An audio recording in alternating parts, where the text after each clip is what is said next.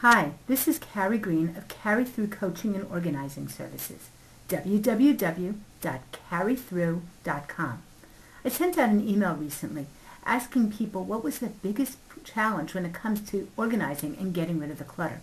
This is one of the responses I got. Figure out where to start and coming up with a doable plan. Also, getting past the guilt and anxiety it causes to look at it. Two things here then, coming up with a plan and getting out of your own way and getting past the guilt, past the anxiety to get it done. They really do tie together because when you have a doable plan, the guilt and the anxiety does dissipate. So how do you come up with that doable plan? Well, I know if you're anything like me, if someone tells me, go clean up this big room and the room is packed, top floor to ceiling with things, to go in there and to do it, I'll never get it done. That's not going to happen. But what does work for me, and what I work with my clients to figure out, and what works for them, is to really break it up into smaller pieces. So what we do is sometimes we just take one little box. We take one little thing out and we work on that. And what it's about is not figuring out where to put things and how to put it away, but figuring out what belongs in your life. So we start small. We start with one thing. And we don't plan to do it for an entire day or an entire week. We don't set aside a weekend. This is the weekend I'm going to get organized.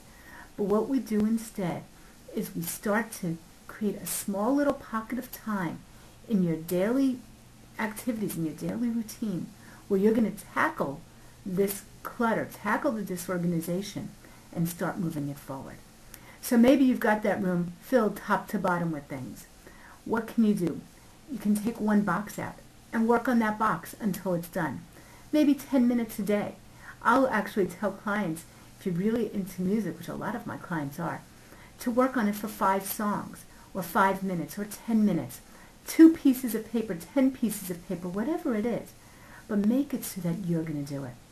What I find is that when a client says to me, I'm going to spend 3 hours on it on Saturday, for the first time they say that to me, I'm like, you sure that's a good plan? You sure you're really going to be able to do that? And they say, yep, I can do it.